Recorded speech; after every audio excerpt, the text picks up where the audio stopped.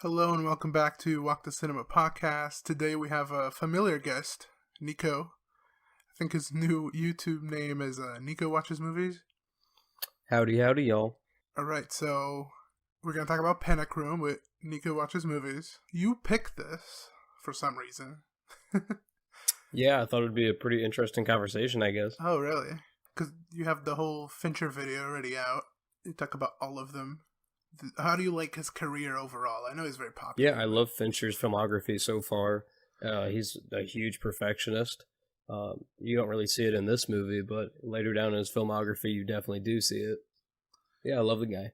I think this might be his weakest film, except, I mean, people don't like Alien 3, I guess. I think it's fine. Yeah, I think it's fine. Yeah, I definitely dislike Alien 3 more than this movie, but Panic Room definitely is at the bottom of his filmography. His films are easy to get into, which I know my wife doesn't like Social Network. She will not like my video then. I don't know. There's something about it that I don't know if I'm a fan of David Fincher just in general. True. Not that I thought it was a bad movie. There was just something about it that I was like, okay, I guess, sure. Not a big Fincher fan, huh? Yeah, I love his filmography. What exactly do you think doesn't work for you?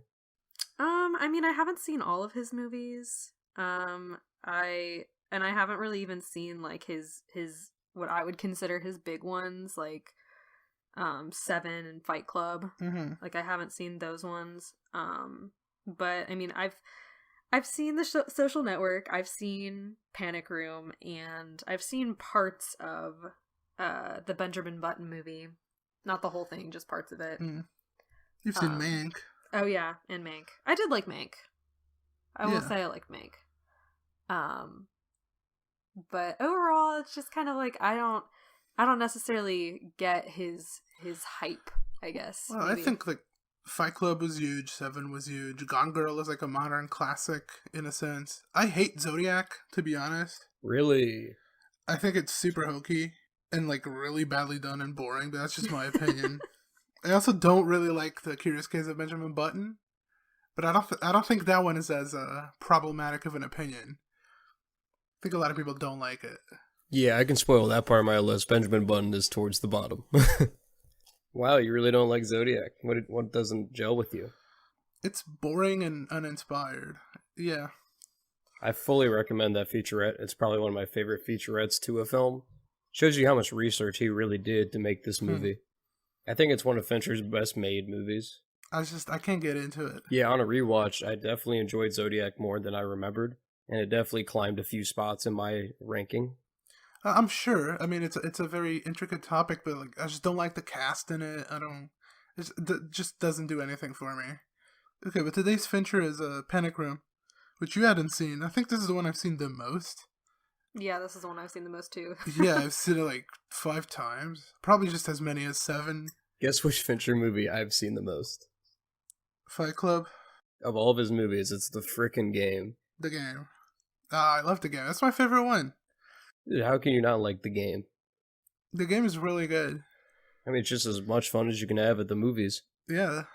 Someone pitched it to me at a Goodwill once. Oh yeah, I remember that. Yeah. Some guy, we was like, this movie, he found The Game like in the pile at Goodwill, and he was like, this movie, change your life. Yeah. And then we talked about it because I loved the ending. And yeah, but Panic Room is kind of like not very Fincher. You said he was finding his voice, and I think it's true. This is very much of like middle of the road thriller from the 2000s. I feel like there's a lot of these. Even though this is still entertaining. Yeah, it does feel like your normal 2000s thriller. Yeah. No, this is very 2000s movie. Feels like it, and it didn't age greatly. I like it less the more I watch it, honestly. Well, it did really well at the time, so I was trying to think of like, okay, in terms of when it came out, which was 2002, I think. Mm-hmm. Like, I was trying to think of, well, had this never been done before? Because I know in recent times, like the idea of a panic room, or you know, where intruders are in your house and stuff, is not like a new concept. No. I mean, like in the past, I think 5 years, there was one with Gabrielle Union where she was also trying to save her kids while the intruders were there to like steal money or something. And I didn't really think it had anything unique about it in particular. No, You it's know? just a well-made thriller. I mean, the story's not super great, but it's tightly done, so there's no real fingers to point at it. But it's also not super interesting. It is classic in my eyes. It's just probably because I've seen it so many times. Yeah, I'm not a huge fan of the script of this movie. Yeah, I think like the character decisions, like I don't know, the person that they had play Raoul just like didn't fit the look. I don't know. That was something. That's really nitpicky, I would say. On Honestly, my I end. always thought Raoul should be Kevin Spacey, and I told you this. Now, of course, no one likes him, but at the time, I feel like it would have been a good choice. I feel like there's a lot of casting decisions that just didn't go Finch's way. Yeah. That's true. He had Nicole Kidman, I think, is the main character. And but I don't know why you'd cast Jared Leto. I guess you liked him from Fight Club, but Yeah, I thought Forrest Whitaker's character was probably the best character in this movie. I'm sure a lot of people agree with that. He's kind of the only character with like personality that's not just like I'm bad because I want money. he's the only Yeah. one with dimension. Yeah, Everyone else is a little flat. I know that people hate Jared Leto in this. yeah. Like, mostly everything is not very likable. He definitely exists just to like cause conflict within the group. Yeah, and I feel like I don't know. You mentioned that you thought the script was a little weak, and I kind of tend to agree, but maybe Yeah. for different. I don't know what your reasonings are, but there's always stuff that bothers me where if you're creating a universe where certain things are true or exist, hmm and then they go outside of that, like it bothers me. Where like I don't know, the dad when he comes to the house, like he already called the police, but the police take forever to show up, which that's maybe a is big part of my video. which it's like It's cliched. yeah, it's very cliche. Like they only show up at the right time, which Yeah. like yeah, it's a movie, I get it, but you know, Yeah.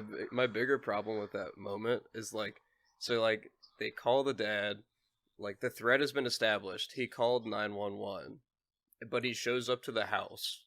Like, why would you show up to the house that like where a threat has already been established, like enough so that you've called the police yourself? Why would you show up? yeah, that's also true. Well, I can see a father panicking and try to get to his daughter as fast as possible. But I don't even think he goes there thinking that Yeah, anything's wrong. Like I think he Right. just thinks his ex-wife's crazy. I mean, everyone yeah, thinks but if their that ex-wife's for crazy. me, if that's true, then why did you call the police at all? Like, if you're just gonna go over there True. anyways. Yeah, I mean, yeah, this movie is not super special in the decisions. It feels Yeah. like stuff happens because they need to I hit feel certain like they plot points. massacred Forrest Whitaker's character at the end as well. Like, I feel like they got to the right Yeah. conclusion of what needed to happen, but the way it happened was just like cheating the audience. I kind of agree with that too. I do kind of agree that they cheated the audience because it's not every movie has to be satisfying, but that was so wholly unsatisfying. Yeah, You know, at least someone should keep the money. I mean, well, it's not even like about the money. Like if because he releases the money, yeah, which I think that was a good decision Mhm. for the character to just kind of give up the bonds. But I don't know, I feel like I would have liked it a little bit better if they kind of left it ambiguous, where he like escaped the initial like police thing, and we Mhm. don't know Yeah. if like in the end they were able to Yeah, I mean, find him or Honestly, I'm you fine know. with him. Like I'm fine with the end result of him like not getting away, but he does the right thing. But the right thing he does is just like a perfect like Deus Ex Machina moment where just like, oh, they're screwed, and then he just shows up in the middle with the gun. Like that felt like it could have been written in a much better way and a lot more natural of a way where he actually gets to that right conclusion, but not in that way. I agree. You know, yeah. I mean, if this wasn't directed by who it was directed by, this would be very forgettable. In the same line as Flight Plan, for fucking Jodie Foster panicking throughout the whole movie.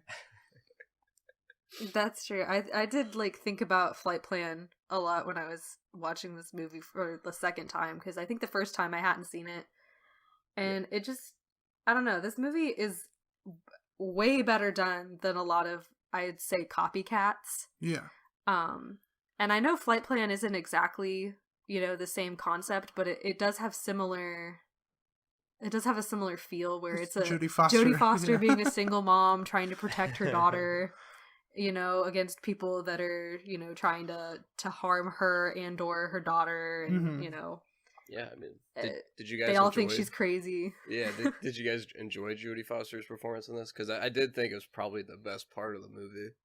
Yeah, she was fine. I mean, I think in hindsight, she's probably better for this than Nicole Kidman. I do too. Yeah, for sure. But I don't know. It's good enough for what it is, but everything else seems very forgettable. Yeah, I mean, I think of this as like the Jodie Foster movie sometimes, more than Silence of the Lambs. Yeah, I really do like some of the bits at the beginning where they do like that super long shot when the robbers first arrive. Where like when that was happening, I was like, okay, so I see like this director's at least trying, like he is trying to make some film that is more than what other filmmakers are making. Because like there's like that's not like a David Fincher thing of like, oh, here's a super long shot tracking through a house, anything. That's not like a staple of him or anything. But it definitely showed me that he's at least trying with this movie. He's definitely trying. I read a lot of background on the production of this, and this was 120 days to shoot, which seems insane. Because he repeated a lot of the shots, like the shot of sending the medication to the daughter. He took like 100-something takes of it. Yeah, and I read that he also like kind of did it chronologically because as the movie progresses, the house gets more and more beat up. Yeah, so there's just explosions and like the ceiling falls. It doesn't fall, like it gets like destroyed by the Raoul. Yeah. So all the indoor shots are chronological. Yeah, the one thing I've been like going through all David Fincher's movies, the thing I've realized is that he is pretty screenplay dependent. Like if he's given a good script, he can enhance it.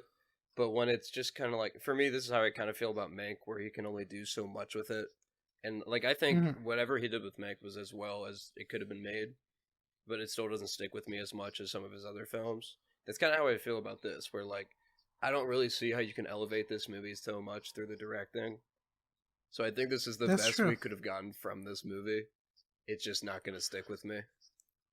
Yeah, most of this type of thriller or horror, you don't really know who directed it. It's just kind of something that gets put out, and you watch it because it's kind of popular, or it has a famous actress or actor, and you just kind of don't pay too much attention to it. It's just for fun, which this would be the same if it wasn't for who directed it. Yeah, I think this would just be kind of forgotten as a 2000s thriller. Yeah, I mean, this could have been directed by anybody. It really could. I mean, there are some shots I liked. I like when they're shouting out of the panic room slot window bar thing. Little hole or whatever. Yeah.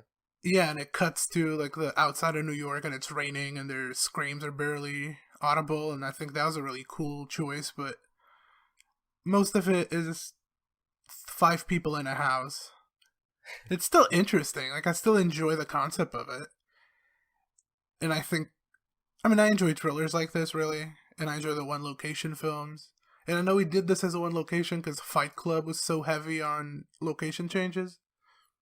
But yeah, these type of thrillers always kind of like, I enjoy them even if they're not good, and I do enjoy this, but yeah, if we're going to analyze it, very mediocre. Yeah, this is the type of movie that I like recommend for like my mom. I'm just like, yeah, exactly. I'm like, you'll have fun with this, like, and then the movie ends and you won't forget about it. Yeah, we watched it with your mom. Yeah, we did watch it with my mom the first time.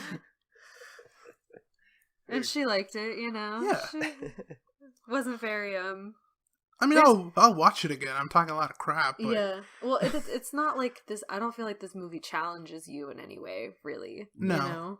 Like, you can just watch it it's on like the background. Human decisions that are very easy to interpret. Yeah. There's no, like, moral ambiguity. Okay, I won't even try to say it. It's very clear, like, the lines are very, like, black and white. Like, you know who you're rooting for the whole time. The one thing that kind of annoyed me during this movie, and I can't really think of a solution to this, is, like, they have cameras of the robbers in the house the entire time. so they always know like when they're actually in danger when they're in a room. I feel like they didn't experiment with that enough. That's true. Like I don't know what they exactly would have done. That's why it's like I'm struggling to like make this a valid criticism because like again they didn't have phones, but there just has to be something you can do outside of the panic room when you can Yeah, track the location of everybody. You could have maybe an escape attempt or... Yeah, like maybe there's a window in the room. Like Yeah. I mean, Jodie Foster gets out to try to find the phone, and it's kind of silly that she just clumps around. Even though she has all the time in the world, they're fighting each other. They don't know where she is. I did like what they did with the sound in that. Because if I remember, they cut the audio for the most part from that. Yeah, from the shouting, yeah. Yeah. I mean, overall, it's fine, right? I gave it a 6. Middle of the road. I still enjoy it. I mean, kind of guiltily I enjoy it, but it's not terrible. Yeah, I mean, when I first watched it, I was... Because, like, you know, this still has high expectations for me when I first go to watch this, because I'm like, okay, it's a David Fincher movie. It's obviously more of a bit of a raw cut for him, even though, like, this isn't even, like, a raw movie. It's just, like, in terms of a Fincher movie, it definitely is. And I was expecting probably just, like, you know, like a perfect thriller, and there's just still a lot of holes in this movie that I did not like. So, what'd you rate it? I think I rated And it how'd you rate it in the whole, well. like, Fincher? In the Fincher world, I think I gave it number 9 out of 11. So I think I have it behind Alien 3, or I have it in front of Alien 3 and Benjamin Button. I think that's where it lines up. That's fair. I think I'd still have it in front of Zodiac. Dang. So I guess it'd be my number 8. Well, I haven't seen The Girl with the Dragon Tattoo. I put Zodiac at 3. I love that. Nice. Love it. We don't agree. Yeah, and I haven't seen it, so I can't get in on this action. You gotta give you your rating. I also gave this movie a 6. We just all agree. Wow, okay. Look at that. Straight across the board, a 6 out of 10 Fincher movie. Rats. It's just an average, whatever kind of movie. Yeah, but it's easier to watch than Benjamin Button. Like, stuff like that. Yeah. I prefer this over that in a heartbeat. Like, I don't know. I prefer Alien 3. I think that one's easier to watch. Like, this is like at least a rewatchable thriller. Like, that's I would not be mad if somebody turned this on. Like, if I was just like, you know, if it's like a background movie. You know, you're just like, you visit somebody's house and they got a movie on. You're like, oh, that's fine. That's not offensive or anything. Like, it's a movie that, like, you know, it's kind of entertaining. Yeah, it is perfect for, like, a group that can't agree on a thriller. Yeah. Just put this one on, it's fine. Everyone will be okay. I love how, like, Raul gets, like, absolutely clobbered. I forgot what he gets hit by, but he, like, falls over, like the stairs and stuff, and he just, like, stands right back up, and he just, like, does that slow walk of, like, I'm just gonna kill whoever walks in front of me. And yeah. That whole ending, honestly, just really fumbled it for me. Like, I think I was fine watching it before. Like, okay, this is kind of fun. This is engaging. And then that whole ending happened. I was like, yeah, they fumbled a few things in the script. Yeah, I think they just kind of, you know, wanted an ending, and they didn't really have, like, a clear way to end it. So they were just kind of like, sure. It's like they had a whiteboard, and they're like, okay, this and this has to happen at the end, but we don't know how we're going to get there, but we're going to figure it out. Yeah, I think this was kind of Fincher starting a project that's the polar opposite of Fight Club, and maybe didn't, you know, think it all the way through. But it is, like, straightforward. It is one location. So it is the opposite of Fight Club, and I think he needed that type of break after such a big movie. So maybe he didn't, like, think it all the way through. Yeah, just thought of the concept, and I was like, this sounds better than flying around to film in locations. It's crazy that he made 7 in Fight Club before this movie. Like, it's such a weird... Like, you would think this is just, like, one of his first movies. Like, it's such... I mean, it still is. Yeah. Well, like, in terms of, like, before he was this guy that was famous for this. True. It was, like... Yeah, I don't know, like, his 4th movie or something? Like... It's his 5th. Or 5th? Yeah, I feel like it's such an odd movie to be... I mean, I feel like it's kind of right in the middle of, like, what he's done up until this point. Mm-hmm. In terms of, like, where it lines up chronologically. And it does seem like this is more along the lines of like your first movie as a director, maybe your second one. Yeah, I mean, it does feel like the second one, because Alien 3 was like director for hire, let me get my name in Hollywood, whatever. And this one is like the small budget project that wasn't that small of a budget. Because they built an immense house, and it was pretty intricate, kind of. Like, he had the lasers, they're like lined up for Nicole Kidman, and then they got Jodie Foster, which is so much shorter. This is a $50 million movie? Jeez. Yeah, this is insane. I would think, like, I know money that was just different back then. This feels like a $20 million movie just from, like, the actors that are included in this movie. And, I feel like 20 million is a lot for it. It still is. It's like... But movies back in the day just used to have this type of money, like, consistently. Yeah, and it made it back. I mean, there's no fear of this losing money, which now there would be a lot of fear. Yeah, I don't think there'd be any way that if this movie came out today, even if it had, like, equivalent famous actors in, like, today's world, or in today's, like, film industry, like, I don't think it would make even a fraction of what Panic Room made. No. I mean, it's also not made for today's ages, and I think it does show that a lot. It does show a lot of 2002 sensibility for film viewers. And I think in 2002 you'd probably be pretty satisfied. Yeah, if you went to the theater, like, on a Friday night with a few friends, I think you would come out saying, like, that was fun. That was a pretty good movie. That was fun. Yeah. Nothing else. Yeah, we didn't have Netflix pumping 3 trailers a month, so... Yeah, that's true. Yeah, we almost have 3 movies a month equal to this quality at this point. Yeah, pretty much.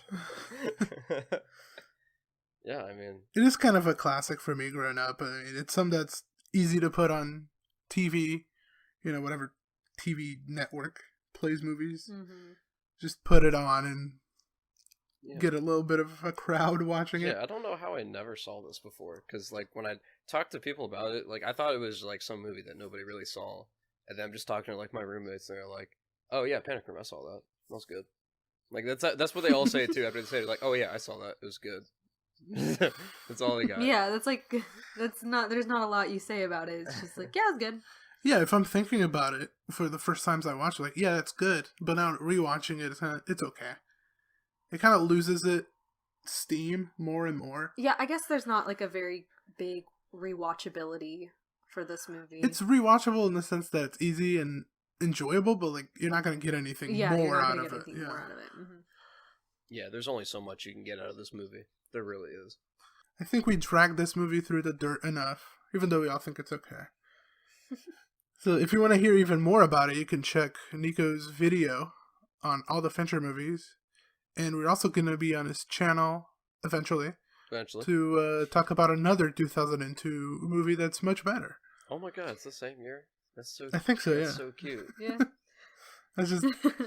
We're so planned. So we'll see you next time, or we'll see you on his channel. Whatever comes first. Bye.